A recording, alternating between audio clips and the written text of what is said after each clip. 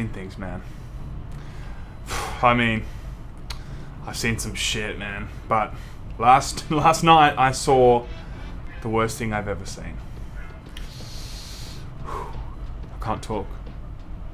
I can't. You've got force grip? What? I don't know. What the fuck? You have failed me for the last time, Kathleen Kennedy. Is Ralph choking a woman? Exposed! Shit. Incoming Polygon article.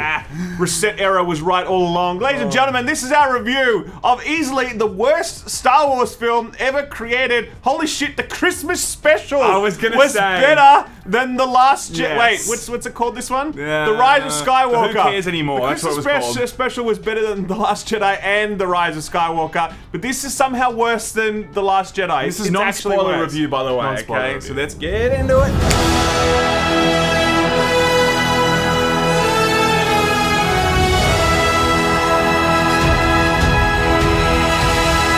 Alright, so let's talk first about critical reception, because it started rolling through in the last few days as critics, as the lamestream media Yes. began reviewing Star Wars, and they did not have many nice things to say about it. 53% on Metacritic, 57 on Rotten Tomatoes. Now the user review is not out yet. Okay? Oh man, can you imagine? I cannot wait. I for cannot that. wait for that user Ralph's a score. betting man. He thinks it's going to be between 10 and 20%. I I honestly think it's going believe to it be will be. 30% No. because there's going to be a lot of people that give it the 10 out of 10 because I'm they giving love it. it or some I shit. reckon it's going to be somewhere in the vicinity of 18 or 19%. Every fanboy is going to make 50,000 Metacritic accounts and just spam that shit. They're just like, they're going to live for it, man. People will take time off work to tank that user rating, man. They'll be like, sorry, man. Sorry, boss. I need a week's leave to create bot accounts on Metacritic. And the boss would be like, may the force be with you. You know what I mean? Seriously, it's going to be bad. And like, honestly, it so deserves all of the shit that it's going to get. Now, listen, I know that a lot of people are going to be like, don't worry about it, man. It's Star Wars. It's fun. Don't think about it too much. And like, honestly, that's fine. Like, if you want to view Star Wars in that way, and just as a dumb movie with lightsaber battles and spaceships and whatever, cool. This is fine. You'll have some fun. We'll come to that later. I think for me personally though, and I know for a lot of people, Star Wars is literally the defining myth of like the modern era. Like, we used to tell stories as like about Thor and the gods back in the day when we were like fucking, you know, just crawling out of caves and whatever. But like in the 20th century, Star Wars was the myth that we told ourselves and as children, and it's gotten passed on. You know what I mean? And the Lord of the Rings. Okay, that was also a very good But that one. was in terms of literature, yes. But in terms of cinema, Star Wars Sure. is it. So it means a lot to a lot of people, and to see it fall so low is just. It is very disappointing. I think there's a lot of people out there that are a lot older than us that have grown up with it, you know. I have grown up with Star Wars. I was born 1990. One of my first memories was getting the VHS of A New Hope from the video store. Sure, so he's a taking boomer. it home. Okay, that's what he's trying to say, he's a boomer, everybody. But what I'm saying is, OG boomer. there's a lot of people that are very heavily invested in this, and this is not just, hey, let's just go see some lightsabers and shit. Yeah. This represents their childhood, it represents a lot of their imagination and their, you know, them growing up. So it is a big deal for a lot of people, so sure. we totally get that. Yeah. And we walked in with very low expectations. I actually read the spoilers Okay. before because I did not care about this movie. Like, Yeah. I did not actually care about experiencing it fresh, so I read spoilers. And even then, having read the spoilers, I was like still blown away by how bad this film was. Because it tells you like what happens in the spoilers, but it didn't tell you how it gets there. And how it gets there is so bad. Yeah. You're just like, how is this green lit? How did this happen? Do you know what I mean? How did this happen? I knew it was going to be bad. I didn't expect it to be that bad, to be honest. I really didn't. I thought, okay, Last Jedi and look, Force Awakens, Last Jedi for me have been a failure. Okay, some people like them, but I was like, okay, can this be any worse? In my honest opinion, I think this is worse than both of those films. Let's talk about what I think is good, and I think cinematography and the general sort of animations. It's not a video game. What's it called? Yeah.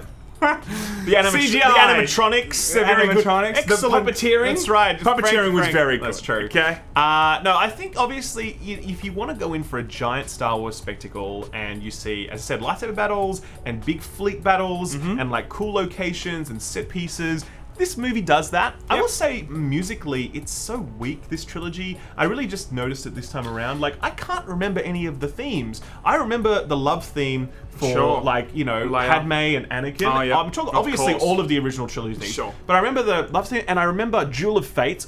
course. One of the greatest Star Wars songs ever. This trilogy, it feels like musically just wasn't there. I actually felt like they were really leaning on some already nostalgic music. Oh, big time, You know, yeah. like every single second scene, I'm like, oh, okay, we're hearing Leia's theme, we're hearing Luke's Yeah, yeah, theme, yeah, we're true. hearing the Sith Lord Emperor's theme, we're hearing all this stuff constantly, and I get that they were trying to, like, you know, touch on previous ideas and stuff, but I felt like, you're right, there was nothing that was like, wow, this is really jumping out as the new music to listen to Sure. and remember the, you know, Yeah. the No One Cares Star Wars. But I think, yeah, cinematography wise, you're in for some cool action. Having said that, though, I will say this: when I first reviewed The Last Jedi, I was like, I enjoyed this film for its spectacle and its scenes. It's a ridiculous Star Wars film that you can't take seriously, and it really destroys Star Wars in many regards. Yeah. But like, the action's cool. This movie, I don't think holds a candle to The Last Jedi's action disagree with sequences. that. I reckon that bombing run in The Last Jedi was so fucking was cool. great. That throne room fight Yep. was the best we've seen in the entire new trilogy.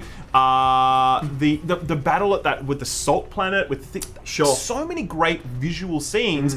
I don't think this movie comes close to that. I think there's look, I agree Last Jedi had some amazing scenes, right? But I think this new one had also equally some incredible scenes in terms of the spectacle of seeing without spoiling it, like just seeing things rising out of, you know, the ground and whatever, and there was some moments you're like, wow, this looks pretty extra, like, you know, and there was multiple different planets that they were showing different things and different spectacles. I just thought it was a job well done in that regard. I didn't think of it as... I think it was a job well done. Yeah, I agree. I don't look at it and go, well, they didn't rise to a bigger occasion than Force Awakens, than Last Jedi. I felt like it continued that grandeur of those scenes. I think it was a big step back versus The Last Jedi, but that's me personally. I would say, just in general, like, I think we need to talk about JJ's job for this movie, because it was, I feel like, a very difficult task. Obviously, everyone has different opinions on The Last Jedi, but what we can definitely say was that movie closed a lot of doors, like a lot. And in terms of like basic narrative structure, it closed off a lot of people's arcs, and it didn't give them anywhere to go after that. Like, yes, Rey and Ben still had their thing, and that could go forward. Sure. But Finn's arc, it felt like, was done. He killed Phasma when that was over. Poe finally learned to respect Whammon. Yes. And He respected follow the orders. purple Whammon. And that was done. You know, obviously Luke was dead. Han was already dead in the first movie. The First Order, you know, like, Snoke was dead. We literally had no major villain now except potentially Ben. Sure. There were places to go after The Last Jedi, but very few places, or at least most, like, you know, fewer than I think JJ would have liked when he stepped into this trilogy. I think, yeah, no, sure. I think that there was definitely places to go, and I think the avenue could have definitely been introduce some more interesting characters and build upon Ben's story. But I disagree with that. Like, But there wasn't. That's what I'm saying. There wasn't a lot of extra characters that could have been included. There were extra characters No, in no, this no, movie. but in terms of extra characters that you cared about or you felt like they really had a huge impact on the story, I honestly feel like the 3 or 4 characters that I can think of that have been introduced and did aid in the whole plot, very minimal, didn't really leave an impression, and I feel like if they weren't there, it wouldn't have affected the actual movie. The whole arc with Ben also, like, I felt like it was really the same thing, you know. It was still a redemption story, which is fine, but I don't feel like it really hit some really new ground, you know. It was like, it was saying the same things, you know. So I feel like the choices that they could have done with this, they didn't execute properly, and it felt like if this was a standalone movie in terms of The Rise of Skywalker was a standalone movie, it would have been like far and still terrible, but like it didn't need to connect to the other two. Do you know what I'm saying? Yeah, like, I think this is the thing, right? This, I think, is a terrible film, ultimately because of JJ's decision to completely ignore what Rian Johnson did, okay? Now, you might say, well, fuck Rian Johnson, Last Jedi sucked, he should have ignored it. But the damage was done with The Last Jedi. Like it or not, right? Like it or not, at this point, JJ has to take that and do something with it. Because what he instead did was just like, nope, that doesn't exist. Fuck that off. Yes. Let me just rebuild this franchise in the third act with an entirely new villain, entirely new story arcs, etc., etc. And it completely falls flat for that reason. So I agree. The Last Jedi fucked Star Wars. Like, I don't care what anyone says. You have your opinion, fine. I think it did. I think it was a terrible movie. I think narratively it was badly constructed, and it just closed off too many doors. But that was the hand that JJ was dealt, and he should have played it. And instead, he's like, nope, I want to redeal. Thank you very much. Yep. And then he ended up getting like 5 Jokers. And this is the problem, I think. When I was watching the movie towards the end, I'm like, what is the real problem, like, for me with this? And for me, it was so fast. The pace of it. Oh my god. It was so ridiculously fast paced that every single scene was over before you knew it, and you know why, because JJ was just like, how do I change this vision? Yes. How do I like shift this so I can bring it back to how I want to tell it? So the first 45 minutes is just so ridiculously like, whoa, what is going on here? And then you're just exhausted by the first 45 minutes. And it's so full of like bullshit MacGuffins and just like fetch quests. It really does feel like a video game, because it's like, oh, we need this thing to find that thing. Okay, so let's go to that place. And it's like Indiana Jones. If like, it's cinema, you know. Empire had like 4 scenes really. It had Hoth, it had the asteroid field, it had Dagobah, it had Cloud City. That was it. That was the movie. This one, it feels like it has 85 scenes, just sort of smooshed together. You go in here, you find this thing, there's some mysterious thing that has a map to that thing, and then that other thing leads to that thing, and you're like, what the fuck? And you're meeting all these new characters along the way. Why are these new characters being introduced? We're in the third act of the movie. I don't want new characters. I just want to lock it down. Do you know what I mean? The Last Jedi, The Return of the Jedi, had some new characters. You know, Ewoks and shit. Fine, okay, it was fine. They're like pets. Whatever, right? What I'm saying is, there is the option to. No one loved the Ewoks. I know that, right? I love the Ewoks, by the way. They get so much hate. They get a lot of hate, right? Jar Jar gets hate rightfully, right? Yeah. Now, what I'm saying is there is definitely opportunity at the end of that third arc of a movie to introduce some interesting characters or interesting worlds, right? But there was just, it was a barrage. It was just so much. And the beauty of Empire Strikes Back was, especially at the start, you know, there's so much time just for Luke to be at Hoth, and he gets lost, and he's on his tong, and he's like, you know, all that Tauntaun, right? Tong. Nice, Sam. And, you know, there's time to breathe, and that was so important, I think. All the Star Wars movies had a lot of time to breathe, especially in also the Return of the Jedi, in those discussions between Palpatine and Darth Vader. That goes forever. And that's necessary. In this, there was just too much of everything, and it destroyed the movie. It was that was the biggest problem for me. It was essentially like 2 movies smooshed into one. It was like JJ's like, I didn't get my second act. I'm going to build my second act and deliver it in the first like 40 minutes of this movie, and then I'm going to deliver my third movie in the last, you know, like 120 It was the minutes, opposite of The Hobbit. They were just like, we get this. The Hobbit was like, we have one movie here. How do we stretch it to 3? It was like an accordion in a movie. Yeah, true. You know. So I think as well, at a very basic level, this film fucking sucks when it comes to its biggest moments and how it just flip-flops in them. Like, we can't spoil them, but there are like 6 moments that immediately come to mind where something big happens, and then immediately, like the very next second, that thing that just happened is reversed, or just like, oh, that doesn't matter. Do you know what I mean? Like, so many times, I was like, are you I was laughing out loud so much in this movie. Look, there was also moments, without spoiling it, that they set up payoffs that you thought were going to be later, and they're like, actually, nah, here it is now. Like, don't worry about it, all good.